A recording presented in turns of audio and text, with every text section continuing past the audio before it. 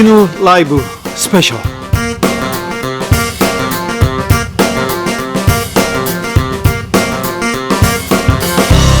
2020년 6월 20일 토요일입니다. 안녕하십니까, 주진우입니다. 토요일 이 시간은 일주일 동안 주진우 라이브에서 가장 재미있고 가장 중요한 부분을 모아서 다시 듣는 그런 시간입니다. 토요일을 함께하는 남자, KBS 김기아 기자입니다. 안녕하세요. 안녕하세요, 김기아입니다. 인사를 똑바로 열심히 좀 해요. 저희 시청자분들을 향해서 인사를 하고 있습니다. 알았어요. 손은 들고 있어? 그렇습니다. 네, 토요일이니까 가볍게, 네. 즐겁게 그럴 수 있습니다. 그렇습니다. 토요일 오늘 방송만 들으셔도요, 일주일치 방송을 다 들은 것처럼 알차게 주진우 라이브의 명장면만, 엑기스만 쏙쏙 뽑아서 청취자 여러분, 시청자 여러분께 들려드리고 있는 김기아 기자입니다. 김기아 기자가 말보다 인사를 빵긋빵긋 표정으로 했는데요. 이 방송 영상으로 만나보실 수 있거든요. 만약에 저의 빵긋빵긋한 인사를 네. 영상으로 보고 싶다 이런 분이 계시다면 유튜브에서 주진우 라이브 검색을 하시고요, 영상으로 만나보시면 되겠습니다. 아직은 상큼합니다, 김기아 기자. 그렇습니다. 조금 늙어봐. 눈도 안 보이고 막 그래. 얼굴만 봐도 막 피곤하고 그런데 관리 열심히 하겠습니다. 아직 김기아 기자, 네, 감사합니다. 아주 상큼발랄하게. 네. 이 더운데, 네, 더워요. 아무튼 덥죠. 네. 네, 더우니까 우리가 좀 청취자분들에게 막, 시원하게 좀 시원하게 말씀을 드리겠습니다. 뉴스 서비스하고 선물도 서비스하는 선물을 그런, 서비스를 네. 하는데 네. 지난주에 저희가 아이스크림을 드렸더니 네.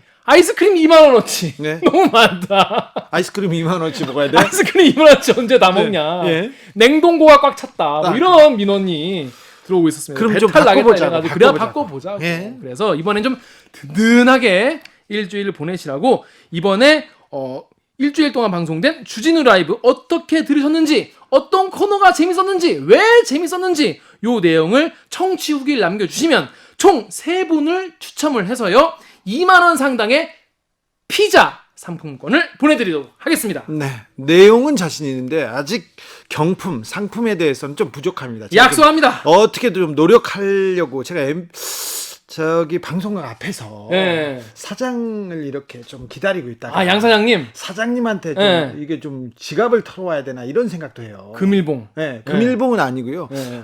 청취자들을 위해서 뭘 더 줄까, 뭘 퍼줄까, 스치기만 해도 선물 줄 수 있을까, 이런 고민하고 있습니다. 제가 고민 더 해서 여러분들한테 전해드릴 텐데요. 여기서 꿀팁 하나 드리는데, 청취 후기 보내는 사람 그리 많지 않아. 그리 많지 않기 때문에 경쟁률이 매우 낮다는 거. 네, 그렇죠. 그래서 쓰시면 엔간하면 2만원 피자 바로 드릴 수 있다는 거. 스쳐도 드립니다. 카카오톡 플러스 친구에서요 주진우 라이브 검색을 하셔가지고 친구 추가를 딱 하신 다음에 후기를 자연스럽게 보내주시면 되겠습니다. 그러면 주진우 라이브 스페셜 명장면 다시 듣기. 첫 번째 어떤 장면이죠? 네, 지난주는 사실 좀 우리가 깜짝 놀라는 한 주였죠. 아이고, 마음이 무거웠어요. 남북 관계가 심상치 않습니다. 그렇습니다. 북한이 이제 남북 연락사무 공동 연락사무소를 폭파를 했는데 관련해서 뭐 여기저기서 많은 이야기, 전문가들 이야기는 많이 들으셨을 거예요. 예. 워낙 이제 뭐 라디오나 TV나 뭐 어떤 교수님이라든지 뭐 정부 관계자 인터뷰 많이 나오고 있습니다. 주진우 라이브에서도 이종석 전 장관, 그리고 대통령 특보이셨던 누구야? 아니, 지금 가장 핫하신 분 있지 않습니까? 연세대 문정인 교수. 문정인 쌤. 네. 문정인 쌤 그 전주에도 한번 네, 나왔지 저희가 않습니까? 계속 네. 나오고 있는데 김진양 예. 개성공단 지원재단 이사장님 함께했어요. 네, 이분 같은 경우에는 이제 이른바 전문가 분들은 사실 뭐 큰 그림에서 보시는 분들이라면 이분들은 사실 이 개성공단에 자기들의 어떤 재산이 들어있는 분들. 그렇죠. 삶의 터전이고요. 경제적으로 자기네들 밥그릇이 거기에 달려 있어요. 그래서 남북 관계가 얼마나 중요한지, 그리고 이게 실제로 어떤 영향을 미치는지 몸소 보여주는 그 실험 가늠자라고 볼 수도 있죠. 그렇습니다. 그래서 가장 그 누구보다 이게 민감하게 반응하시고 또 관련 정보를 많이 알고 계신 분들인데 네. 지금 우리나라 그 사업 자산이 거기 뭐 9천억 원어치 정도 네. 들어가 있다고 해요. 물론 이번 폭파 때 당연히 개성공단에 있는 공장들은 무사하지만 정말 어떻게 될지 모르는 굉장히 그런 급박한 상황을 겪으셨다고 하는데, 그래서 목요일에 방송된 훅 인터뷰에서요 개성공단 재가동을 위해서 그동안 힘써왔던 김진향 개성공업지구지원재단 이사장님과 함께 남북관계에 대해서 이야기를 나눠봤습니다. 네. 굉장히 의도적이고 전략적이었다. 그리고 북한이 계속해서 도발을 한다 계속 의도하고 알려줬다. 그런데 네. 우리 정부가 조금 미흡했다 이런 아쉬움을 토로했습니다. 그러니까 이제 다른 전문가분들과 다르게 이분 같은 경우는 사실 자기 일인 거잖아요. 실제로. 네. 딱 닥친 본인의 일이기 때문에 주진우 기자가 만나자마자 이제 안녕하세요 하니까 안녕하지 못하다고. 네. 얼마나 안녕하지 못하시면 그렇게 인사를 하셨겠어요. 참 그렇습니다. 보는데 마음이 참 약간 찡하더라고요. 네, 마음이 아프더라고요. 아무튼 그 김진양 이사장이 네. 개성공단 금강산 관광 마침표를 찍지 않았다면서 계속 강조했습니다. 언론에서 남북 관계가 파탄났다 이렇게 얘기하는데 절대 남북 관계는 파탄 날 수 없고 파탄 나서도 안 된다 이런 얘기를 강조하셨어요. 그러니까 그냥 기존 언론만 보면은 파탄 난 것처럼 알수 수가 있는데 사실 싸움을 붙이는 데도 많아요. 아니, 싸웠으면 좋겠나 봐요. 네. 왜 그러지? 아니, 이해를 못 하겠어. 파국을 파탄을 원하는지 마침표를 찍었으면 좋겠나 봐요. 왜 그러지? 너무 안타까운 그 언론 보도를 보면 안타깝고요, 부끄럽고요, 네, 한심하기도 합니다. 그렇습니다. 그래서 김지한 이사장 같은 경우에는 이게 지금 미국과의 담판을 위한 북한의 행동이 아니겠느냐 이런 분석도 있었는데 예. 아무튼 뭐 더 자세한 이야기가 궁금하신 분들을 위해서요 목요일에 방송됐던 훅 인터뷰 하이라이트 부분을 같이 듣고 오시겠습니다. 큐! 며칠 전에 남북 공동연락사무소 폭파하는 장면, 연기 이렇게 피어오른 모습 보면서 마음이 무거우셨을 거예요. 16일이었는데요. 우리 국방부 촬영한 것도 보고 바로 저는 북측이 공개했던 조선중앙통신이 공개했던 북측의 현장에서 폭파하기 직전 10초 전부터 폭파 상황, 폭파 후까지 쭉 모습을 봤는데 아주 뭐 리얼하게 적나라하게 보였죠. 참담함이라기보다는 굉장히 아팠어요. 사실은 좀 몸이 아파지더라고요. 네. 머리가 막 지끈지끈해지고 그런 생각이 들었어요. 한 3, 40분 머리가 아파서 누워있다가 4.27 판문점 선언이 무너지는구나.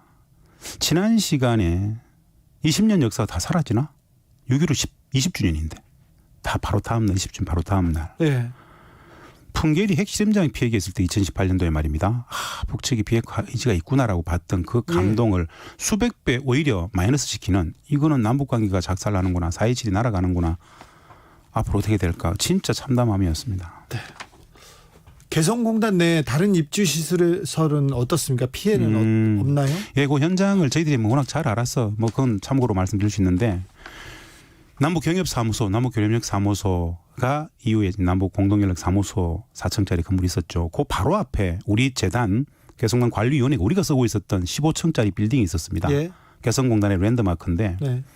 이 4층짜리 폭파하는 과정 속에서 그 풍력에 의해서 15층짜리 남측 유리창 거의 한 수백여 장이 파괴가 되는 모습들을 북측 조선통신 그 영상을 통해서 확인하게 네, 되더라고요. 그 옆에 서 있는 건물이죠. 예, 그래서 우리는 바로 15층짜리 그 빌딩 내진 설계가 워낙 잘 돼 있기 때문에 다른 건 피해가 없겠지만은 유리창은 다 날아갔다. 그리고는 뭐 그 주변에 사실은 기업 공장 시설 건축물들은 거의 없습니다. 거기에는 네, 상업 지역이어서 그래서 다른 피해는 없고 우리 종합지원센터 건물에 일정 부분 피해가 있다. 이 정도는 공유할 수 있을 것 같습니다. 개성공단에 군을 주둔시키겠다 북한이 이렇게 밝혔는데 네. 이게 어떤 의미입니까?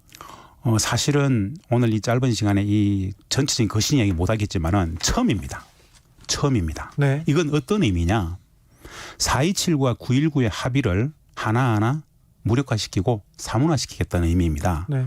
특히나 4.27 판문점 선언에 근거해서 9.19 평양선언 당시에 군사 분야 합의를 했지 않습니까? 네. 그 군사 분야 합의를 무력화시키는 겁니다. 이것은 어떤 의미냐? 저는 2019년 12월에 북측이 하노이도 노딜되면서 연말까지 기다려주겠다 했다가 아무것도 안 나오니까는 새로운 국가 전략을 내놨지 않습니까? 예. 정면 돌파전에 새로운 길을 가겠다 그랬죠. 예. 정면 돌파전을 시동을 걸었다. 이제 미국을 타겟으로 실질적인 첨단 군사력 무기 시연을 하기 위해서 예. 4.27과 9.19의 합의부들부터 먼저 무력화시키는 조치로 저는 보여집니다. 단기간에 예. 김여정 제1부부장이 6월 4일 날 담아내놓고 12일 만에 6월 16일 날 12일 만에 군 통신선 차단 모든 걸 정광석까지 쫙 해냈지 않습니까? 네. 이것은 굉장히 의도된 전략적 판단의 관계에서 종합적으로 쭉 밀고 나오는 상황이다. 이렇게 봅니다. 계획대로 지금 북한이 움직이고 있어요. 그렇습니다. 근데 처음에 김여정 부부장이 거친 언사를 쏟아냈을 때 네. 저기 아셨잖아요. 분명히 북한이 실력 행사를 할 수도 있다. 한다. 그래서 당국자들한테 쫓아가서 언론 좀 막아달라, 어떻게 해달라고 하셨지 않습니까? 그 김여정 13일 담화에 보면은 남북공영연락사무소가 처참하게 파괴되는 모습을 보게 될 것이라 그랬거든요. 예. 그때 제가 그걸 북측은 반드시 실현을 하지 않습니다. 그건을 하지 않아요. 한다. 그러면 저게 무슨 의미지? 어떻게 파괴했다는 이야기일까? 진짜 파괴한다고? 그건 4.27과 9.19 이 정부하고는 4.27과 9.19 합의가 있는데 그걸 깨겠다는 이야기인데 그건 뭐지? 아, 미국이구나. 예. 미국과의 정면 돌파전을 가기 위해서 이거는 2년간의 거시적 안목을 보고 말씀드려야 되는데요. 4.27, 6.12 싱가포르 하던 9.19까지 잘 나가다가 노딜 하노이에서 딱 되는 과정 속에서 진짜 평화협정 체결해서 인민정부 건설하고 사회주의 강국 건설 나가고 싶었는데 결국 트럼프 미국 대통령이 판 깨고 노딜 되니까는 그 본질을 다시 한번 꺼내놓고 최후 단판을 짓기 위해서는 당시에 2019년 12월에 정면 돌파를 얘기했던 한 가지 이유가 있었습니다. 정치 군사력으로 돌파하겠다 그랬거든요. 네. 정치 군사력으로 돌파라는 이야기는 트럼프를 싱가포르로 끌어낼 수 있었던 실질적인 북측 자신들의 핵과 ICBM 첨단 무기들을 다시 보여줌으로써 한반도는 전쟁이 끝나지 않았다. 너네들은 계속 우리한테 이렇게 적대를 할 수 있어? 제재를 유지하겠다고? 우리도 가만히 있지 않겠어? 끝장 보자라는 최후 단판 전략. 우리는 그것을 벼랑끝 전략이라고 합니다. 그런 걸 다시 하면서 본질을 드러내놓고 해법을 찾겠다는 얘기를 보여요. 그러면은 4.27, 9.19가 거추장스럽죠. 이거 파기시켜버려야 되고 북측이 어떤 무기 시연을 할 때마다 위반이야 이렇게 이야기할 우리들에 대해서 어차피 그거 안 지켰었잖아. 어차피 안 했었잖아. 라는 이야기를 하기 위해서 우리한테는 우리는 제끼면서 미국과의 정면 돌파전을 가기 위해서 내놓고 있는 과정의 프로세스다라고 보기 때문에 이 위기가 점정한다 단기간. 네. 이런 생각이 듭니다. 점점 군사적 충돌, 군사적 위기, 긴장 고조. 긴장을 높이겠죠. 고조시킵니다. 그러다가 이제 또 저는 금강산은 뭐 하나 또 폭파시키지 않을까. 거기서 군이 또 무력 도발하지 않을까. 그 다음에는 미사일 쏘지 않을까 걱정입니다. 사실은 지금 말씀하신 것들이 앞으로 전개되어질 모습들입니다. 사실은 금강산에는 우리가 지은 건물이 없습니다. 별로 없어요. 그래서 네. 파괴할 게 별로 없습니다. 네. 군대 주둔으로 끝나는 겁니다. 북측이 단 한 번도 하지 않았던 개성공단의 군대를 주둔하겠다는 이야기는 그리고 전투태세를 1호 전투태세를 명령을 했어요. 예. 이것은 5호부터 1호 태세가 있는데 1호 태세는 실질적인 준전지 상황에 들어가 있는 겁니다. 경계태세를. 그것은 작전 지휘권을 갖고 있는 미국에 대한 도발적 행위가 강합니다. 네. 그래서 저는 이거 미국과의 담판을 위해서 나가는구나. 그래서 단기간에 걸쳐서 이 부분들을 우리가 상쇄할 만한 극복할 만한 대책을 우리가 갖고 있는 게 별로 없다라는 게 진짜 안타까운 겁니다. 네. 안타깝죠. 안타까운 게 많습니다. 그런데 요즘 그 언론 보도 나와서 조금 더 강경하게 나가야 된다, 싸워야 된다 이런 데도 있고요. 그리고 개성공단과 금강산 관광사업 끝내 마침표를 찍었다. 아니 우리가 어려움도 있고 뭐 중간에 갖다 쉬기도 하고 넘어지기도 했으나 뭐 딱 마침표를 찍고 끝나진 않았잖아요. 저는 맞습니다. 그 말씀이 맞고요. 기존의 언론에 나와서 이야기하는 그 언론 전문가들이라는 사람들 사실 가짜 전문가고요. 적절치 않은 이야기입니다. 물론 우리가 잘해야 되겠지만 그 파국은 아직 아닙니다. 그러니까 북측이 남북 관계를 요 시기에 단절하는 것이지 예. 개성단은 6.15 공동선언의 옥동자로서 남북 관계의 상징적인 현 김정은 위원장의 아버지 김정일 국방위원장 시절의 사업입니다. 예. 그건 지킬 거예요. 지킬까요? 지킵니다. 지키면서 네. 북측이 진짜 원하는 것은 남북관계 파탄이 아니에요. 파국이 아니에요. 그럼요. 어떻게 평화를 구현할 수 있을 것인가를 다시 본질을 이야기하는 겁니다. 무슨 뜻이냐. 우리를 이제 돌아봐야 됩니다. 4.27, 9.19, 6.12 어마어마했던 그 평화 시대가 있었는데 북측이 일관되게 우리한테 요구했던 것은 다들 아시다시피 4.27, 9.19 실천하자는 거였어요. 실천하자 했는데 우리는 한미 관계 속에서 갇혀서 실천을 못했어요. 예. 오히려 미국은 판을 깼어요. 예. 그러다 보니까 우리한테 적극적으로 나오라 그랬는데 못 나가니까 그래 정작 남측은 미국 눈치 본다고 안 되면 우리가 다시 판을 깔겠어. 우리는 미국하고 판을 흔들어서 본질적인 문제 평화협정 체결을 하겠어라고 하면서 남측이 4.27과 9.19에 갇혀가지고 우리를 계속 문제제기할 거니까 빠져라고 치고 나온 것이 현재의 형국이다라고 네. 보는 것이죠. 그렇죠. 북한도 뭐 파탄을 원하는 게 아니라 전쟁을 그렇습니다. 원하는 게 아니라 예. 저기 약간 좀 거칠죠. 어마어마한 이건 북측의 거친 표현 방식은 우리가 봤을 때는 도무지 이해가 안 됩니다. 그들의 표현 방식입니다. 네. 본질을 들여다놓고 단판 짓겠다, 최후 단판을 짓겠다라는 사실 이것을 우리는 전문가들이 벼랑 끝 전술이라 그러는데 그들은 문제의 근본 원인을 갖다 놓고 해결하자. 더 이상 이거 좌우고 우면하지 말고 마지막이라고 생각하고 해결하자라고 치고 나온 거로 좀 봅니다. 네.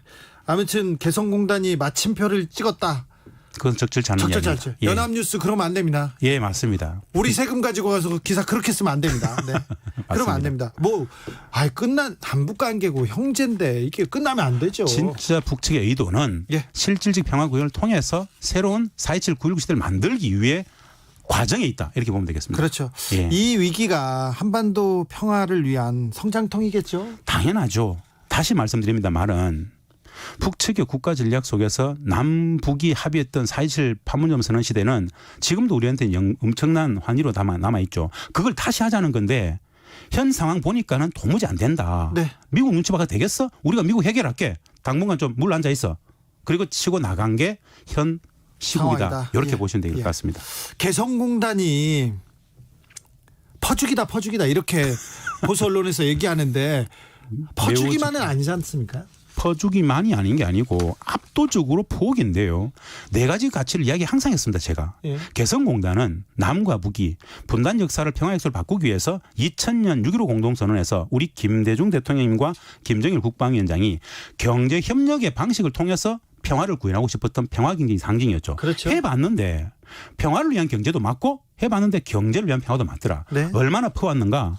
우리 시청자분 청취자분들이 진짜 아셔야 될 게 1을 투자하면 한국 경제 GDP 기준으로 30을 가져왔습니다. 네. 퍼주기가 아니고 압도적인 포기죠. 네. 평화도 만들고 경제 번영도 담보할 수 있던 것이 바로 개성이었는데 이 가치를 잘 모르기 때문에 개성단이 아직도 뜨거운 감자라고 얘기하는데 뜨거운 감자가 아닙니다. 진짜 평화경제 상징으로서 경제협력을 통해서 돈도 벌고 평화를 실질적으로 14년간 만들었던 곳이었는데 이 평화구현이 부담스러웠던 분단체제를 유지하고자 했던 세력들이 빌미를 가지고 개성을 타던 겁니다. 네, 갑자기 예. 통일 대박이라고 하더니 갑자기 개성공단을 닫아요. 그것도 사실은 미국적 이해관계 입김이 작용했기 때문에 개성에 닫힌 겁니다. 네. 달러박스라 그러면서 그 거짓이 동원되어졌었죠. 적절치 않죠. 개성공단 기업 비상대책위원회에서 이번 사태는 정부가 4.27 판문점 선언과 9.19 공동선언을 이행하지 못한 데서 발생했다면서 남북 정상 간 합의 내용을 조속히 이행하라고 촉구했습니다. 맞습니다. 우리 기업인분들이 6월 15일 날 20주년에도 나왔고 바로 16일 날 폭파장만범에서 17일을 모였는데 이 내용은 맞는 이야기입니다. 우리 기업인분들의 이야기는 명확하죠. 우리 국민들 웬만큼은 압니다. 실제로 미국의 반대 막 아무것도 못하는 과정 속에서 워킹그룹에 갇혀가지고 4.27 9.19를 실천 못했던 것은 우리 정부도 잘 압니다. 네. 그 악조건을 좀 이해해 달라고 그랬었는데 북측은 더 이상 못 기다리겠다라고 치고 나간 것이죠. 예. 그것을 조금만 더 실천했었더라도 이렇게까지는 않았었는데 북측이 이렇게 치고 나간 이면에는 우리 스스로를 성찰할 수 있는 지난 2년을 돌아볼 수 있는 성찰할 수 있는 계기도 된다라는 측면에서 이야기하고 싶습니다. 너무 아까워요. 너무 아깝죠. 그 시간이 너무 아깝습니다. 통안스럽습니다. 네, 근데 4.27 판문점 선언이 국회 비준도 받지 못하는 상황이고 국회는 지금 텅 비어 있어요. 제가 3월 달에 김대중이 담화 나왔을 때 4.15 총선 끝나자마자 바로 국회를 찾아가서 했더니 아이가 제발 남북 당국 관계는 앞으로 경색 갑니다. 국회가 나서가지고 4.27, 9.19 내지는 6.15와 14 이 남북 정상 간의 4대 합의를 국회에서 비준 좀 시켜주십시오. 네. 국회 국회 비준이 되면 정상 간 4대 합의가 실천될 수 있는 물적 토대가 되는 것이기 때문에 그것만으로도 북측에게 남측이 뭔가 관계 복원을 하려는 메시지가 될 수 있기 때문에 좀 합시다. 선거 끝났으니까 빨리 이거 합시다. 보여줬다. 했는데 네. 원구성한다고 이렇게 시간을 낭비하고 있습니다. 아이고 참 우리 정부 이러지도 못하고 저러지도 못하고 운신의 폭이 좀 네. 좁아 보입니다. 그런데 그래도 이 위기를 극복해야 되는데 지금의 남북 관계를 이 위기를 극복하기 위해서 좀 어떻게 해야 되는지 정부의 고언을 좀 부탁드립니다. 저는 두 가지를 꼭 말씀드리고 싶습니다. 북측의 저 적자적 즉 대응에 대해서 우리가 적자적으로 북측을 향해서 대응하는 것은 매우 적절치 않다. 현재는 예. 위기를 올리고 있는 상황 속에서 우리가 어떤 이야기를 하더라도 빌미가 되고 싸웁니다. 예. 단기간에 있어서는 무대응이 최선의 대응인데 근본적으로 우리를 돌아볼 수 있는 시간 어차피 위기가 호조된다라면 지난 2년을 복귀해 보면서 우리의 대북 정책, 우리의 대북 전략, 우리 한반도 평화 전략에 문제는 없었는지에 대해서 성찰하면서 북측이 이야기했던 내지는 우리가 좀 일방적으로 한미관계에 갇혀 있었던 그 과오들을 일정 부분 좀 파기할 수 있도록 저는 비핵화가 아닌 평화의 프레임에 넘어오자 가끔씩은 한미관계를 중심축으로 북한 문제를 풀 것이 아니라 가끔씩은 남북관계를 중심축으로 미국 문제도 풀어야 되고 네. 당사자성을 진짜 강화해 가지고 미국 눈치를 그렇게 볼 것이 아니라 일정 정도 좀 축축축 치고 나가는 맛도 있어야 뭔가 좀 바뀌지 않겠는가. 이 한반도 평화 전략에 대한 기조의 변화가 필요하다라고 좀 말씀드리고 싶습니다. 김진양 개성공단 지원재단 이사장 함께했습니다. 목요일 훅 인터뷰 하이라이트 부분 듣고 오셨는데요. 우리 방송은요, 주진우 라이브는요, 풀버전님 제맛이에요. 그렇습니다. 특히 이번 인터뷰 같은 경우에는 그 이사장님의 표정이 정말 보고 있으면은 정말 그 세상 무너진 표정 있잖아요. 정말 네. 그런 표정이 많이 나와가지고 참 그 절박감을 더 잘 이해할 수가 있겠더라고요. 네, 그리고요 중간중간에 제가 실수를 계속해요. 엉망이에요. 그래서 이렇게 풀버전으로 보면요 또 색다른 재미 볼 수 있어요. 그러니까 이사장님은 심각한데 주기 전 작은 실수해가지고 그렇게 보는 재미가 있으시니까요. 네. 풀 버전을 보실 분들은 유튜브나 팟캐스트에서 주진우 라이브 검색을 하셔서 6월 18일 목요일 2부를 들으시면 되겠습니다. 주진우 라이브 스페셜 김기화 기자와 함께하고 있습니다. 다음 장면은 어떤 장면? 역시 주진우 라이브 하면 역시 그 뭐랄까 전공이라고나 할까요? 가장 깔끔하고 정확하게 알 수 있는 소식 중에 하나가 바로 삼성 뉴스죠. 삼성에 관한 최고의 깊이. 권위자. 네. 아니, 여기 방송 소개를 하고 말씀을 드릴게요.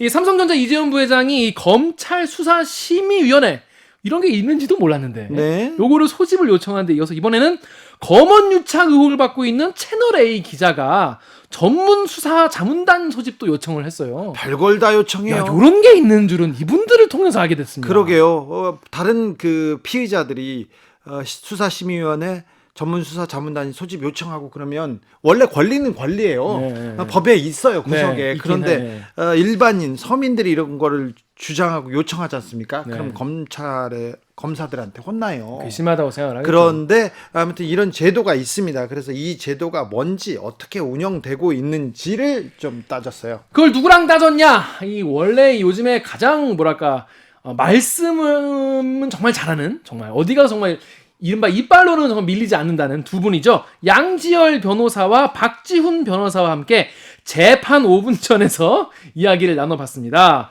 보면 이 세 분이 다 아무래도 이 팟캐스트와 유튜브와 라디오 방송, TV 방송에서 날고 기는 분들이기 아니, 때문에 나는 빼고 저는 아니에요. 나셔야지 이제. 아니요. 나셔야 돼 이제. 저는 삼성에 대해서는 조금 할 수 있는데. 날아주세요. 네. 이명박 대통령 부분하고 이재용 부회장 부분에 대해서는 네. 제가 대학원에서 네. 이렇게 학과가 개설되면 학과장 정도는 할 수 있어요. 학과장까지 할 수 있는 네. 커리큘럼이 이미 쫙 나와 있는 네, 일타 강사 할 수 있습니다. 일타 강사와 이 두 분의 변호사님이 아주 티키타카 아주 그냥 말을 거의 잔쳤어요. 너무너무 정말 티키타카가 잘 맞아가지고 본내 정말 재밌었습니다. 어쨌건 삼성에 관한 한 이 정도의 깊이 있는 해석과 분석 그리고 기사를 보내줄 수 있다는 거에 대해서 저는 삼성 관련된 뉴스를 하고 나가면요 굉장히 자부심을 갖습니다. 아니 보니까 그 인터뷰 중에서 무슨 내용인지 정확히 기억 안 나는데 이 양재열 변호사랑 박지훈 변호사도 모르는 얘기를 주진우 기자가 얘기를 했더라고요. 저는 놀래더라고. 많이 알죠. 공부하고 있으니까. 지금 저는 주진우 라이브에서 매일매일 삼성에 관해서 특종하고 싶은데 네. 아니 진행해야 되니까. 진행해야 되니까. 네. 저 주시면 제가 한 것처럼 좀 소개할게요. 좋겠다. 내가 문건을 줄 테니까 그걸 가지고 제가 뭐 단독 보도하겠습니다. 그렇습니다. 이런 거래 현장, 네. 내통의 현장 잘 보였습니다. 네. 네. 또 주진우 DJ가 문무일 검찰총장이 애초에 수사심의위를 만들었을 때 네. 이거 삼성 때문에 만든 거 아니냐 이런 얘기도 인터뷰에서 했더니 다들 놀라더라고요. 네, 저는 그때도 좀 의심하고 있었어요. 그리고 양창수라는 분이 대법관이었는데요. 네. 수사심의위원회 위원장 됐지 않습니까? 네. 다시 한번 조금만 생각해 보자고요. 장충기 문자라는 게 있었어요. 네, 맞아요. 장충기 문자에 보면 보도하신 거예요. 고법 부장판사가 대법관 되고 싶다고 승진하고 싶다고 삼성의 장충기 사장한테 로비를 합니다. 그렇습니다. 우리나라에서 이래. 청와대에서 승진하려고 하지 않습니까? 언론사에서 승진하지 않습니까? 가장 빠른 길이 삼성이에요. 대법관 되겠다고 판사들이 로비하는 곳이 삼성이라니까요. 삼성공화국이라는 말이 정말 농담으로 하는 게 아닌 거죠, 진짜. 네, 그런 분이 대법관이 되셨고요. 네. 그 이후에 삼성 관련된 재판을 하시다가 네. 또 삼성으로 가신 거죠. 그렇습니다. 굉장히 오랫동안 이 가슴 주진우 아프죠? 기자가 이제 양창수 위원장을 지켜봐 왔는데, 네. 근데 이거 뭐 이재용 그 부회장 건뿐이 아니라 이 검찰이 이번에 그 검언유착 의혹 당사자인 현직 검찰 간부의 휴대전화를 확보했는데, 네. 요게 왜 이걸 또 확보했냐? 이 당사자인 채널A 기자가 휴대폰을 포맷을 했어요. 예. 그래가지고 여기에 뭐 없다는 거예요, 내용이. 네. 참 그 내용도 사실 일반인들이 봐도 정말 헛웃음이 나오는 얘기 아니겠습니까? 2달 만에 또 수사가 그냥 가는 둥 마는 둥 계속 그 사이에. 예, 지금 진척이 되지 않고 있지 않습니까? 이거 어려운 문제가 아니거든요. 그걸 이제 포맷을 했다고 해도 그 안에 뭐 내용이 남아있을 수 있으니까 조사하는 게 맞다고 하는데, 들어보면은 주진우 기자가 본인이 잘 아는 업체에다가 맡기면 살릴 수 있다고. 저 며칠 만에 할 수 있어요. 그런 거 있지 않습니까? 그 비정통 이쪽으로는 제가 문제 있으면 나한테 얘기해요. 그래요, 알겠습니다. 문제가 없으면 제일 좋겠죠. 네. 자, 더 자세한 이야기, 요 얘기는 좀 재밌는 얘기 많으니까요. 꼭 부탁드렸으면 좋겠는데, 수요일 재판 5분 전 하이라이트 부분을 같이 듣고 오시겠습니다. 큐! 그런데 이거는 죄가 크고 중하고 급해서 구속영장을 청구했던 내용인데 네. 이거 검찰이 다시 이걸 기소해요 말아요 이걸 물어야 되는 이 상황이 딜레마죠. 아니 이거 엄청 큰 화이트 칼라 범죄지 않습니까? 그렇죠. 근데 엄청나게 큰. 수사심의위원회는 기소 여부만 결정하는 게 아니라 수사가 잘잘못에 대해서도 따지는 거고요. 참 그래요. 영장을 청구했다가 기각되는 바람에 또 한 발 더 물러나는 그런 모양새가 돼버렸어요. 여기서 만약에 어떤 결과가 나올지 모르지만 예를 들어 그냥 가정입니다. 1년 7개월 수사한 것 치고는 범죄가 명확하지 않다. 그러면 이거는 좀 과한 수사였다. 이렇게 얘기 나와버리면 그렇다고 뭐 재판에 안 넘기라는 생각은 안 들지만 김이 완전히 빠지는 거예요. 지금 이미 일로 가서 김이 빠지고 있어요. 네. 그러니까요. 네. 저는 후자의 가능성이 지금 우리 얘기했지만 기소 불기소 그 결정을 합니다. 심의위원회에서. 계속 얘기를 하지만 그 15명이 전 모르겠습니다. 또 두 번째 상당히 전문적인 내용이에요. 아주 좀 어려운 문제예요. 사실 우리가 가도 솔깃할 것 같아요. 무죄네, 무혐의네 이렇게 할 수 있을 정도의 상당히 그쪽 변호인들은 많이 공부가 돼 있을 거고 그런 것들을 프레젠테이션 할 거고 잘 준비하겠죠. 준비를 엄청 하겠죠. 네. 그런 상황이라면 그 위원들조차도 불기소 쪽으로 아마 다수결을 한다면요. 15명 중에 8명이 찬성을 하면 뭐 바뀌는 거니까 그럴 가능성 좀 배제할 수 없다고 봅니다. 아니 그런데 그럼에도 불구하고 이거는 저는 검찰총장이 결단을 내려야 되는 사안인 것 같아요. 어떤 결단을 내려요? 수사심의위원회에서 어떤 결론이 나오더라도 이거는 기소해야 되는 아니 내용이잖아요. 저는 기소는 할 거라고 본다니까요. 저도 한다고 기소는 봅니다. 하는데 기소를 안 할 수가 없는 게 그럼 영장까지 청구를 해놓고 기소를 안 하는 거면 수사를 못 하겠다는 얘기냐. 완전히 검찰 그건 스스로 자신을 존재를 예, 부정하는 거예요. 그거는 있을 수가 없는 일인데 그러나 이제 만약에 그쪽에서 혹시라도 불기소 결정 권고가 나오면 정말 글자가 들어 요즘 흔히 하는 말로 모양이 빠진다고 하죠. 예, 그렇게 되는 거죠. 아니 그런데 이렇게 크고 중요한 범죄도 수사심의위원회에서 기소하지 말아라 그러면은 아니 어떻게 되는 거예요? 문제는 어렵다는 거예요. 그러니까 네. 지금 박 변호사는 설명을 잘할 거라고 했지만 설명을 검찰이나 변호인단 양쪽에서 아무리 잘해도 어려울 수 있어요. 삼성바이오 사실 이 회사의 합병이라는 거 그리고 회사의 주가를 조작했다는 의혹이라는 게 쉽게 와닿는 내용이 아니거든요. 그러면 우리도 계속 그냥 듣고 하니까 그냥 얘기하지. 압니까 솔직히 김 변호사님? 저는 알아요. 왜 그래요? 정확하게. 정확하게 알아요. 그 뭐 그래요, 저까지. 금감원에서도 얘기했는데 김기식 전 금감원장이 이 문제 가지고 얘기하는데 몇몇 부서의 회계사들만 이 내용을 정확하게 이해하고 금감원에 있는 다른 직원들도 이해를 못하는 사안이었대요. 어렵죠. 네. 그래서 결론 내기도 그렇지만 저는 양 변호사와 같은 생각이거든요. 만약에 불기소 결정이 난다고 하더라도 이 권고적 효력이에요. 이때까지 8번 사례는 다 따랐어요. 그러니까 이번만큼은 검찰이 자기 존재 부정이에요. 영장까지 넣었던 거를 권고를 불기소 나왔다고 불기소한다. 그래서 저는 오히려 기소는 하지 않을까. 기소나 네. 생각이 좀 황영호님도 국민을 뭘로 보고 이렇게 얘기합니다. 그래서 그 기소는 할 것 같은데. 이 제도가 저는 검찰이 검찰 주변 사람들 그리고 힘 있는 사람들을 그렇죠. 봐주기 위해서 면죄부요. 예. 네, 만들었다고 생각해요. 저는 문 총장이 이거 만들 때 삼성 때문이구나 이런 생각을 했어요. 그때부터요? 그럼요. 우와. 그리고 양은 저희가 또 열심히 양창수 위원장 지켜보고 있었죠. 양창수 위원장 이 얘기를 저한테 이 얘기까지 하면 좀 그런데 모 특검께서 이걸 심의위원회 만들 때 문 총장을 꾸짖으면서 삼성 때문 아니냐고 얘기를 하시더라고요. 저희는 솔직히 말해서 저는 상상도 못했어요. 이쪽이 일을 하면서 이 제도가 있는지를 최근에 알았거든요. 저는 참 부끄럽습니다. 저희 변호사님들이고 이게 법과 원칙, 법의 테두리에서 생각하잖아요. 근데 저는 삼성만 생각하잖아요. 그러니까 제가 삼성에 대해서는 좀 앞섰고 많이 앞서죠. 네, 예. 그 얘기를 하는 게 다 그것 때문입니다. 자, 삼성 얘기는 여기까지 하고요. 네. 검언유착 얘기하는데 채널A 이동재 기자가 전문 수사 자문단은 소집을 하겠다 이렇게 요청했습니다. 이거는 무슨 말이죠? 이것도 비슷한 거예요. 비슷하잖아요. 그러니까 비슷한데 대신 이제 차이라면 네.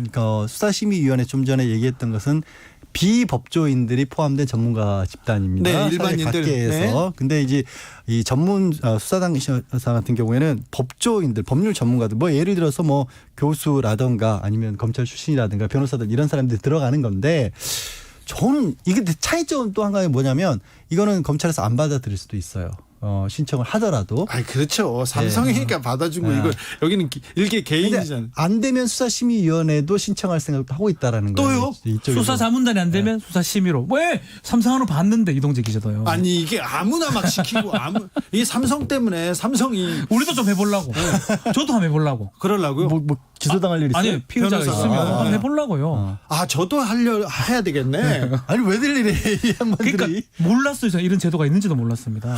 전문 수사 자문단 저는 이거는 몰랐네요. 수사심의위원회는 알았어도. 그러니까 이런 비슷한 것들을 검찰에서 매번 나오는 게 왜 그러냐면 한 번씩 야 검찰이 공소권 남용한다. 예? 누구 일부러 봐준다. 내지는 일부러 뭐 이거 과도한 기소하냐 이런 얘기 나올 때 하나씩 우리 앞으로는 안 그럴게요 하면서 마치 이제 외부 인사들을 참여시켜서 객관성을 부여받을 수 있는 것처럼 만드는 건데. 처럼 만드는 건데 이게 중요합니다. 양 변호사님의 처럼 만드는 거예요. 네.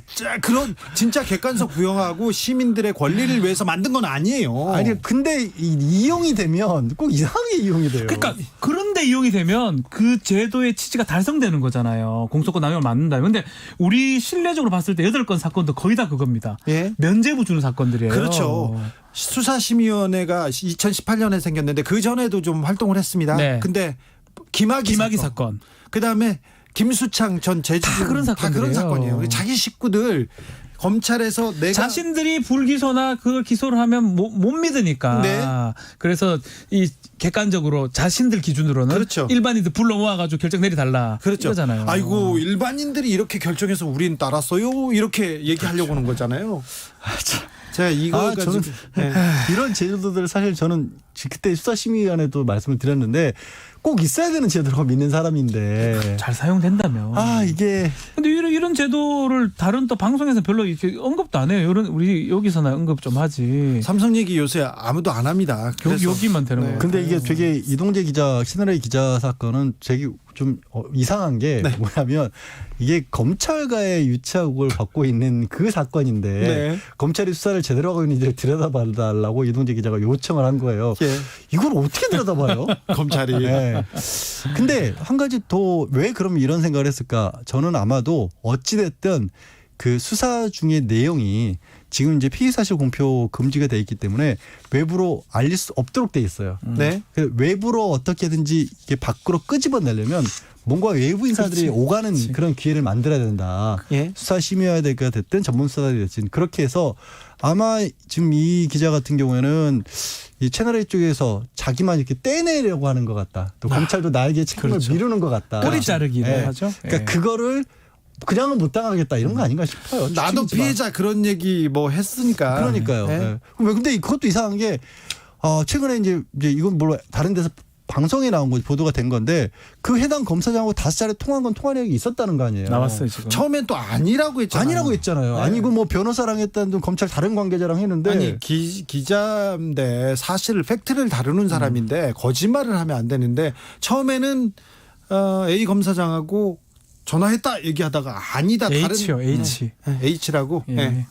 H라고 했다가 처음에는 했다고 했다가 나중에는 아니고 다른 변호사였다고 그렇죠. 했다가 다 또 아니라고 했다가 본인도 그렇게 진술 바꿔버리면 안 되는 거거든요, 사실은. 네. 근데 그렇게 따지면 되게 아쉬운 게 그거예요. 그러면 그때 신속하게 압수수색이라도 했으면 통화 내역 같은 거 충분히 녹음 파일 같은 거 있었다면 확보하죠. 다 확보할 수 있을 텐데 그걸 왜 표창장은 그렇게 빨리 하면서 그러니까 지웠는데 포렌식에서 살려냈겠죠? 그 포렌식도 채널A에서 사설 포렌식 업체에서 맡긴 거는 못 살려냈다고 하는데 네. 그거 국과수에서 하면 달라질 수 있지 않을까요? 전화기 바꿨지 않을까요? 전화기는 안 바꿨대요. 안 바꿨고 쉽지 않아요. 근데 이제 왜 그러냐면 일부 내용들이 살아있어. 일부 내용만 복구를 했다고 하는데 이제 더 전문가시겠지만 주 기자님이 완전 포렌식을 해서 예를 들어 전기장 같은 걸로 다 망가뜨려 버렸으면 일부 내용도 복구가 안 돼요. 네네. 그러면 일부를 복구했다는 얘기는 고작해야 포맷하는 정도 했다는 거거든요. 네. 그러면 저는 찾아낼 수도 있지 않을까 싶어요. 그러게요. 제가 제 아는 업체에다가 주면 살려냅니다.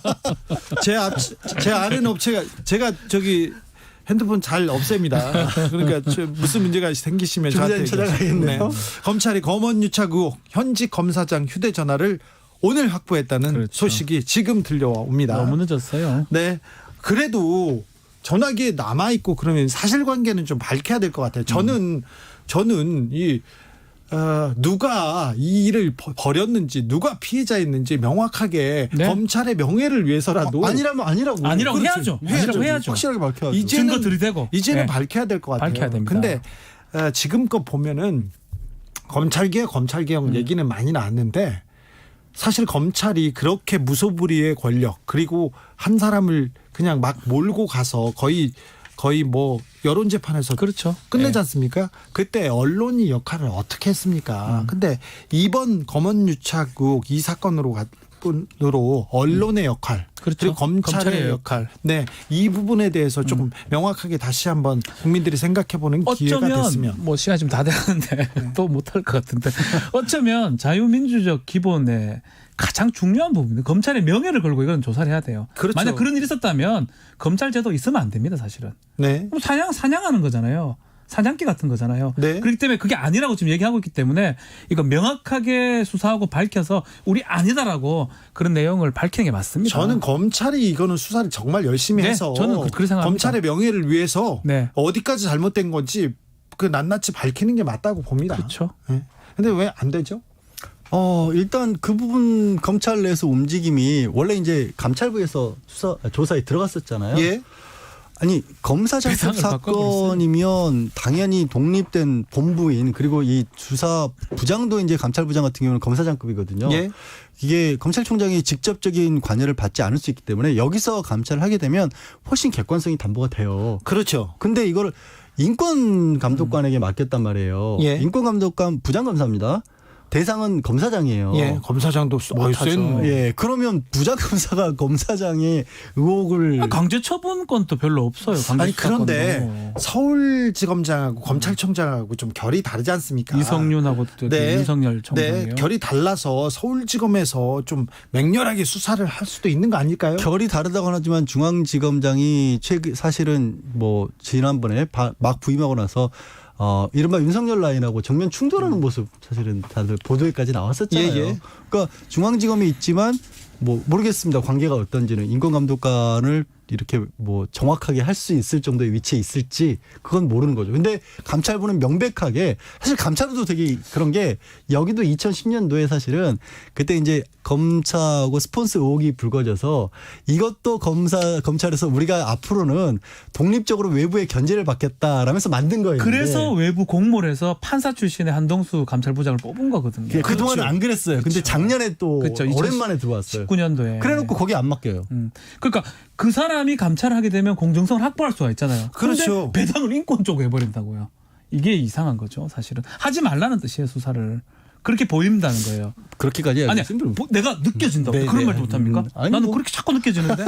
이상하게. 알았어, 느껴져요. 너무 느껴졌어요. 느껴진다고요? 박지훈 변호사가 재판 5분 전에서 느껴진다는 그 많이 느껴졌어요. 강한 느낌을 지금 그 얘기하고 느낌을 있습니다. 좀 없애주세요. 검찰분들. 네. 양지열 변호사와 박지훈 변호사와 함께한 수요일 재판 5분 전 하이라이트 다시 듣고 오셨습니다. 이 방송 풀 버전 어디에서 들을 수 있죠? 네, 특히 이 풀 버전의 장점이라고 한다면요. 네. 제가 나온다는 거예요. 아 그래요? 여기에 앞부분에 제가 나옵니다. 앞부분 풀 버전으로 다 보세요. 그리고요 이번 재판 5분 전에는 굉장히 재미있는 요소가 숨겨져 있는데 삼성 수사고요. 하나는 검언 유착 수사인데 네. 삼성 수사를 주도한 사람이 한동훈 검사장이야. 그렇죠. 지금은 부산고검 차장검사인데 네.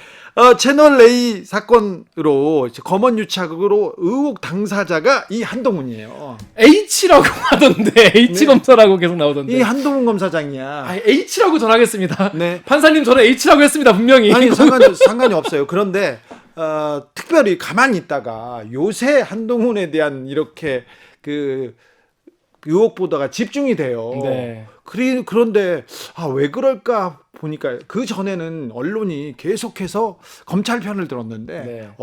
검찰이 삼성을 수사하니까 이제 또 삼성 편을 들잖아요. 그렇죠. 진정한 권력은 네. 검찰이 아니었고 삼성이었다 이런 생각도 해보게 합니다. 많은 생각을 하는 그런 버전입니다. 풀 버전 들으면 김기화 기자도 나옵니다. 그렇습니다. 저도 나오는 이 풀 버전을 들으시려면요. 유튜브나 팟캐스트에서 주진우 라이브 검색을 하셔서 6월 17일 수요일 2부를 들으시면 되겠습니다. 주진우 라이브 스페셜 영상으로도 만나보실 수 있습니다. 유튜브에서 주진우 라이브 검색하시면 바로 김기화 기자 딱 나옵니다. 네. 다음으로 만나볼 명장면 어떤 내용입니까? 네, 이제 국회 총선 끝난 지가 언젠데 지금 상임위가 정해지도 않고 있어요. 국회는 되는 것도 없고 안 되는 것도 계속 없어요. 안 원래 돼. 그래요. 여기 시작부터 계속 이런데 원래 일하는 국회 어쩌고 했는데 아직까지 지금 일을 할 준비를 못 하고 있습니다. 자, 그래서 원 구성, 그러니까 상임위 위원 누가 하는지 이걸 가지고 이제 여야 간에 서로 이제 내가 이거 하겠다, 네가 저거 해라 이러면서 싸우고 있는데 결국 지난 월요일에 민주당이 본회의 열어가지고 6개 상임위원회 위원장을 선출을 하긴 했는데요. 그 당시 법사위원회는 미래통합당 우리가 해야 되는 거 아니냐. 법사위원장을 자기 내놔라. 갖겠다. 그리고 법사위원장을 우리한테 안 주면 우리는 보이콧 하겠다고 하고 보이콧했어요. 그래요. 그리고 지역구로 그냥 내려가잖아요. 주호영 대표는 절로 갔어, 절로. 네, 절로 내려가 버리셨는데 아무튼 그래도 법사위원장이 일단 선출이 되긴 됐습니다. 바로 더불어민주당의 윤호중 사무총장이었는데요. 네, 되자마자 우리가 모셨습니다. 화요일 훅 인터뷰에 모셔가지고 이야기를 나눠봤습니다. 네. 근데 전 전반적으로 약간 사실 저는 이제 윤호중 의원에 대해서 지금 인터뷰를 많이 하시는 분도 아니고 그래가지고 사실 익숙하진 않았거든요. 네. 그 이른바 굉장히 양반이시더라고 보니까. 그리고 굉장히 좀 깊습니다. 이분이 네. 국회의원들 중에 술로 최고입니다. 최고. 그래요? 이론도 굉장히 깊고요. 네. 그 다음에 또 많이 드신대요. 아. 그런데 그 앉아서 그리고 점잖습니다. 네, 신사예요. 그래서 조용조용히 얘기하고 절대 성내는 법이 없고. 그러시더라고요. 술 오래 먹고 잘 먹고 조근조근 말 잘하고 잘 들어주고 그래서 이분하고 이렇게 얘기하지 않습니까? 거의 이기는 사람이 없대요. 술로도 지고 얘기로도 지고. 그리고요 명확한 얘기를 안 합니다. 이분은. 성격이 그래요. 아니 그러니까 이제 미래통합당 의원이 윤호중이랑 토론하면 이길 수가 없다 이런 얘기를 했다는 정도로. 그렇죠. 또 속내를 안 드러내요. 그래서 윤호중 의원이 근데 아직 그 법사위원장이 자기가 될 거라고 생각을 못했어요. 그랬다면서요? 사실은 기재위 예결위 이런데 큰 상임위의 위원장이 될 거라고 생각했습니다. 당 사무총장으로 총선을 진두지했고요. 그다음에 그 전에 이해찬 대표하고도 굉장히 가깝고 그다음에 친문에서도 핵심적인 역할을 했던 사람이기 때문에 중요한 역할을 할 줄 알았는데 법사위원장으로 굉장히 민주당에서 강력한 카드를 법사위원장으로 내민 거죠. 그렇죠. 그래서 그래서 본인은 생각도 못했는데 이제 당에서 한 일주일 전에 전화가 이렇게 다 왔다고 하더라고요. 네. 그래서 고민을 하다가 맡았는데 너무 중요한 자리에서 맡았는데 그래서 굉장히 조심스럽게 한마디 하는데 그 사이에 그 사이에 법사위 문제는 어떻게 흘러갈 거고 국회는 어떤 식으로 돌아갈 거라는 게 다 숨겨져 있습니다. 기자들은 특별히 들어야 돼요. 그렇습니다. 이거야 고수들의 이제 그 말 이제 주고받기. 그래서 보시면 말을 길게 하는데 사실 저 솔직히 보다 듣다가 약간 졸았거든요. 원래 윤호중 사무총장 윤호중 의원이- 법사위원장하고 네. 이길 수 없는 게 또 뭐냐면요. 네. 말을 졸리게 해요. 그래서 앞 사람들이 일부러. 막 잘 졸아요. 그게 전략이야. 근데 그 전략이야. 안에 있다. 네. 언중유골 있다. 다 있습니다. 다 있습니다. 다 있습니다. 이분 내공 깊습니다. 앞으로 지켜봐야 될 정치인 중에 한 분입니다. 윤호중 아까 김기아 기자 말했듯이 이분이 있는 건 알았지만 이분이 어떤 역할을 그리고 또 약간 강성이지 않아가지고 무색무취. 그렇더라고요. 그래요. 누구한테나 잘 어울리고 누구하고나 잘 지내는 네. 그런 분인데 윤호중의 그 노선 행보를 보면요. 정치가 약간 깊게 그리고 다른 측면이 보일 거예요. 그렇습니다. 원래 이제 주진우 기자가 이제 훅 인터뷰에서 훅 물어보면 보통 이제 당황해가지고 막 엉겁결에 막 이렇게 얘기를 하고 실수하고 이러는데 훅훅 들어가는데 차분히 말씀을 하시는. 다른 얘기예요. 그렇습니다. 답답해요 막. 그렇습니다. 쿵쿵. 어떤 이야기를 하는지 궁금하시죠? 자, 그러면은 화요일에 방송됐던 훅 인터뷰 하이라이트 부분을 같이 듣고 오시겠습니다. 큐.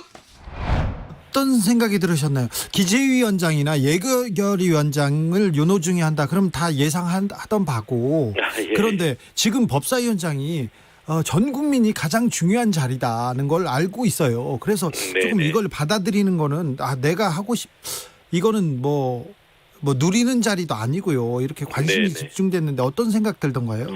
근데 우선 지난 19대나 20대 때의 법사위가 전쟁터 같은 곳이거든요. 예. 예, 그래서 이제 이를테면 굉장히 힘든 자리일 거다 이렇게 예상이 되는 곳이고요. 예. 다만 제가 그 원 구성과 관련해서도 여러 차례 이야기를 해왔지만 이 21대 국회가 20대 때와는 다른 새로운 이 모습을 보여야 되고 새로운 관행을 만들어야 된다 이런 주장을 해왔기 때문에요. 또 법사위 위원장을 이 다수당이 반드시 맡아야 된다는 이 주장을 해왔습니다. 근데 그 역할을 직접 하지 않겠냐는 제안에 꼭 필요한 일이라고 저는 생각해 왔기 때문에 예. 필요하면 얼마든지 할 수 있겠다 이렇게 생각을 했고요. 특히 이제 지금 우리가 코로나19 감염병 위협과 또 경제 위기 이런 것들을 이겨나가고 있는데요. 대체적으로 이 대외적인 평가가 모범적으로 이걸 위기를 극복해가고 있지 않습니까? 예. 이렇게 이제 극복해 나가는 이 배경에는 이 촛불혁명 이후에 우리 국민들의 어떤 자유 또 이 인권 이런 데 대한 이 자각이 있고 또 그렇기 때문에 이제 사법제도나 이런 데 있어서도 좀 더 주권 국민으로서의 보다 나은 사법 서비스를 받을 자격이 충분하다. 또 그런 것들을 제공해 드려야 국민들에게 국민들께 촛불혁명에 대한 보답을 해드리는 거다 이렇게 생각을 해왔는데 그동안 지지부진하던 일들 반드시 해야 된다고 생각을 했습니다. 네. JS님이 정말 편하게 잘하셔야 합니다. 책임감 느끼시길 바랍니다. 이런 의견 주셨어요. 네네. 애프터 듀님도 법사위 권한 줄이면 예전처럼 전쟁터는 아니겠죠. 그런데 원래 해야 할 일만 하면 됩니다. 이렇게 응원의 메시지도 주셨습니다. 네네. 제가 김태년 대표한테 물어봤어요. 법사위원장 정말 좋은 사람 가야 되는데 어떻게 생각하냐고 했더니 정말 가장 강력하드, 우리 당에서 내세울 수 있는 가장 강력한 카드, 가장 능력자를 보내겠다 이렇게 얘기하더라고요. 그래서 제가 윤호중이구만 내가 얘기했더니 대답을 안 하더라고요. 도망가더라고요. 예. 그런데 네네.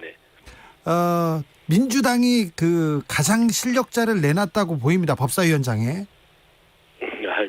제가 그걸 인정할 수는 없고요. 그렇죠? 예. 네, 겸손하십니다. 그런데 주호영 원내대표는 이제 못하겠다. 이렇게는 안 한다. 원내 사퇴했고요. 통합당 의원들도 상임위 강제 배정을 항의하면서 거부했어요. 네네. 어떻게 이 문제를 풀어 나가실 겁니까? 미통당 주호영 원내대표나 또 의원들이 그렇게 그 상임위든 뭐 국회를 보이콧하는 그런 자세로 21대 국회를 이 시종 시종일관 할 수는 없을 거다 이렇게 생각을 합니다. 특히 오늘 개성 남북 공동연락사무소가 폭파되는 일이 예. 있었는데요. 지금 그렇지 않아도 코로나19라고 하는 그러니까 이 미중유의 그런 위기를 저희가 막고 여기에 대처해 나가고 있는데 남북 관계에서도 상당히 심각한 위기가 올 수 있거든요. 예. 이런 상황에서 야당이 비록 야당이라고 하지만 이 안보와 또 국민 생명의 위협을 뒤로 하고 그렇게 그 국회 의원으로서의 또는 이 책임 있는 정당으로서의 역할을 반기한다라는 것은 있을 수 없는 일입니다. 네. 국민들께서도 아마 야당으로서의 역할을 하도록 잘 이끌어 주시지 않을까 생각합니다. 특별히 그 87년도에 이제 평민당부터 시작하셨죠? 네네. 그러면 지금 민주당이 몸담은 지 몇 년 되셨어요? 네네. 88년도부터 했기 때문에요. 지금 만으로 쳐도 32년 됐습니다. 지금 그 윤호중 위원장보다 더 민주당에 이렇게 일찍 들어온 사람이 거의 없다면서요? 몇 분 계시죠. 그러니까 아직 있습니까? 예, 이해찬 대표님, 서른 의원님 등 몇 분 있습니다. 네, 그렇습니다. 예. 그래서 나름대로 지금 야당하고 얘기하는 노하우가 있을 거고요. 그리고 지금껏 외유 내강으로 이렇게 지금 그 야당 문제를 풀 수 있는 그런 그 노하우가 있을 텐데 어찌 좀 조언을 하고 계신지요? 예, 무슨 노하우가 있어서가 아니고요. 이 지금의 상황이 여야가 이렇게 계속 이 대립만 하고 있을 수 있는 그런 상황이 아닙니다. 예. 예, 그래서 일테면 이 상임위 6곳을 위원장 선거를 했다고 지금 다소 좀 충격을 받고 있겠지만 그런 충격에서 빨리 벗어나서 이게 서로 협력할 수 있는 부분을 찾아야 될 거다 이렇게 생각을 하고요. 네. 법사위원장 자리라고 하는 게 야당도 그렇게 매달리는 이유가 있지 않겠습니까? 예. 그것은 결국 이 국정을 발목 잡는데 반드시 필요한 이 자리다라는 겁니다. 그래서 그 법사위원장을 양보하는 것이 협치를 위한 것이 아니라 협치를 깨트리기 위한 것이기 때문에 저희는 양보할 수 없었고 네. 그것을 이 주호영 원내대표도 모르지 않습니다.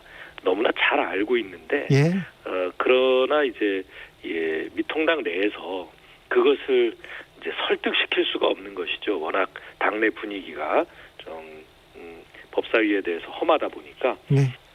그런 것들이 이제 이해가 되고 나면 정상화돼서 국회가 굴러갈 날이 올 것이다 이렇게 봅니다. 네. 현안으로 좀 넘어가겠습니다. 네. 윤호중 의원은 너무 점잖게 말을 해가지고요. 항상 중요한 말도 이렇게 듣다 보면요 좀 늘어져요. 네, 죄송합니다. 네. 저는 예. 항상 이렇게 유하셔가지고요. 급한 상황에서도 물어봐도 이렇게 편안하게 잘 해결할 것 같은 그런 생각은 되는데요.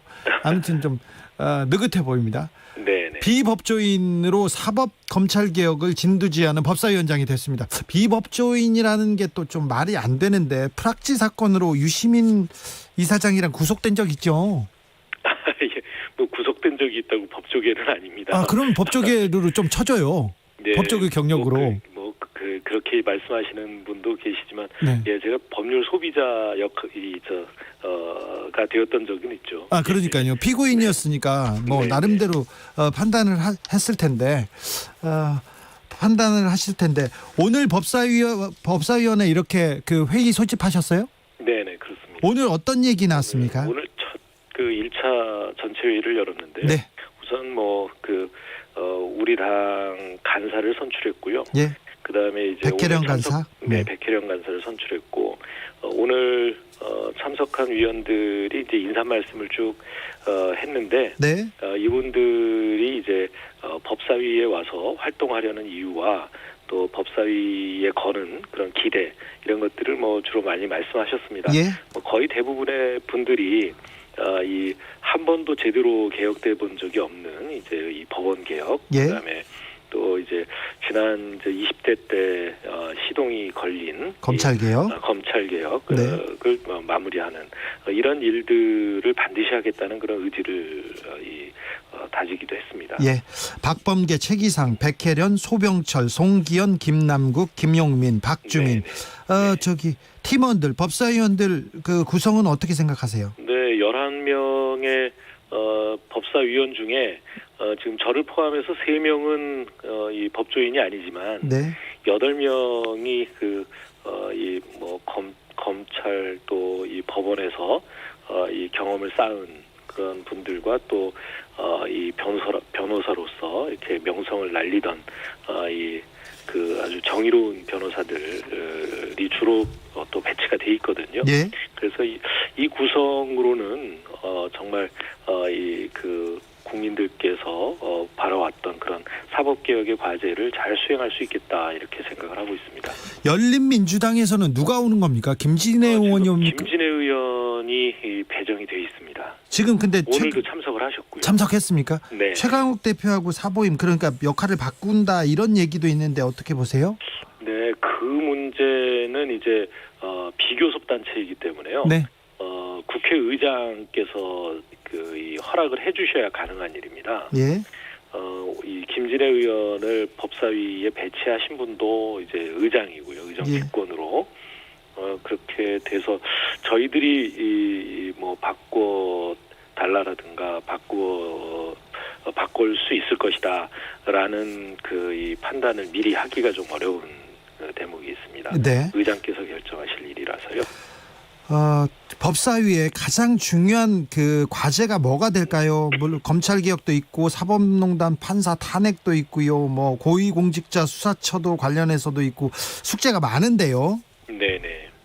우선 고위공직자 수사처 비리 수사처의 구성을 예, 이제 법만 만들어진 거기 때문에 그 나머지 절차를 국회법이나 국회 규칙에 또 반영을 해서 구성을 완료지어야 합니다. 네, 또 그뿐만 아니라 이제 검찰개혁, 법원개혁 이것도 마무리를 져야 되고요.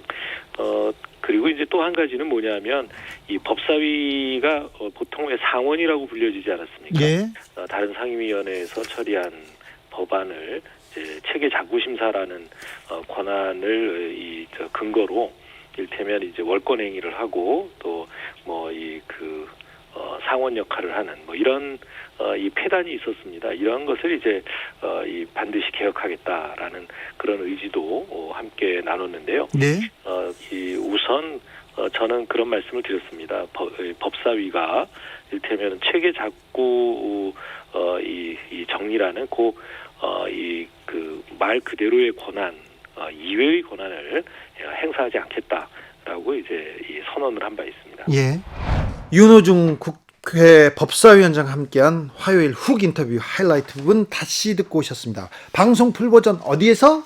유튜브나 팟캐스트에서 주진우 라이브를 검색을 하시고 6월 16일 화요일 2부를 들으시면 되겠습니다. 특별히 정치에 관심 있는 분 그리고 국회의원들이 일해줬으면 좋겠다 그렇게 열망하시는 분들 이거 들으면 굉장히 많은 것 얻으실 수 있습니다. 김기아 기자 오늘 주진우 스페셜 어땠습니까? 오늘 주진우 스페셜에 이 세 가지 아이템에 공통점이 있습니다. 뭐죠? 뭐냐면 전부 다 다음 주에 계속 진행될 이슈라는 거예요. 네. 끝난 이슈가 하나도 없고 여러분이 오늘 이 방송을 들으시고 다음 하루 쉬시고 월요일에 나가시면은 또 이 이야기에 대해서 기사가 나오고 뉴스가 나오고 주변 사람들 이야기를 할 테니까요. 오늘 주진우 라이브에서 선정한 새 아이템 다시 한번 보시고 가시면은 잘 시사를 이해하실 수 있다. 이런 말씀 드리겠습니다. 진행이 이상하다. 실수가 많다. 왜 이렇게 버벅거리냐 그런 사람들이 있는데요. 제가 살아남는 이유가 뭐냐면 내용이 좋아요. 내용이 좋아요. 인터뷰 저희 인터뷰 나오려면요 하나씩 준비해야 돼요. 원래 다른 분들도 준비했는데 내용이 뭐예요? 그냥 없으면 가 이렇게 제가 항상 돌려보내고 있거든요. 그래서 다음 주에도 오실 분들이 남북 문제에 대해서 많이 해야 돼요. 남북 문제에 대해서 나오겠다는 사람이 국정원의 브리핑을 듣고 바로 그날 오겠다고 이렇게 약속하고 있습니다. 그렇군요. 그렇습니다. 태영호 의원 안 부르나요? 태영호 의원은 하나는 맞춰야 되는데 아직 너무 하나 맞추면 너무 못 맞춰가지고 아직까지 못 맞춰가지고 그래가지고 그 부분도 좀 신경 쓰고 맞추면 있습니다. 불러주시죠. 네. 우리 선물 주고 싶어요. 그렇습니다. 청취자 여러분을 위한 선물. 카카오톡 플러스 친구에서 주진우 라이브 검색을 하시고 친구 추가를 하신 다음에 일주일 동안 방송된 주진우 라이브 중에서 어떤 편이 좋았다, 왜 좋았다, 요거를 후기를 써주시면은 총 3분을 추첨해서 2만 원 상당의 피자 상품권을 드리도록 하겠습니다. 김기아 기자, 오늘도 수고 많으셨습니다. 고맙습니다. 주진우 라이브 스페셜 마치겠습니다. 저는 다음 주 월요일 5시 5분에 다시 돌아옵니다.